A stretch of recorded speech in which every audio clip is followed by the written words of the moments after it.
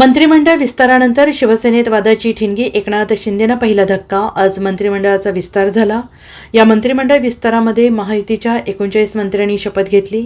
यामध्ये 33 कॅबिनेट मंत्र्यांचा तर 6 राज्यमंत्र्यांचा समावेश आहे. भाजपच्या 19 मंत्र्यांनी आज शपथ घेतली, तर शिवसेनेच्या 11 आणि राष्ट्रवादी अजित पवार गटाच्या 9 मंत्र्यांनी मंत्रिपदाची शपथ घेतली. दरम्यान मंत्रिपदासाठी इच्छुक असलेल्या अनेक आमदारांना या मंत्रिमंडळ विस्तारात मंत्रिपदाची संधी मिळू शकलेली नाही. मंत्रिपद हुकल्यामुळे नाराजी व्यक्त होत आहे. याचा पहिला धक्का हा शिवसेना शिंदे गटाला बसलेला आहे.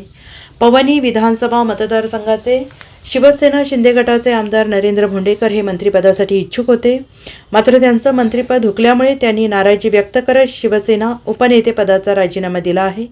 आजच्या मंत्रिमंडळात आपण पाहिलं तर अशा लोकांना मंत्रिपद मिळालं ज्यांचं पक्षात काहीच कॉन्ट्रीब्युशन नाही आहे आणि अनेक आक्षेप आणि भ्रष्टाचाराचे आरोप आहेत. अशा लोकांना मंत्रिपद मिळालं. असं असताना आम्हाला ज्या अपेक्षा होत्या त्या पूर्ण झाल्या नाहीत, त्यामुळे त्याचं दुःख वाटतं. कार्यकर्त्यांच्या भावना दुखावल्या गेल्या आहेत.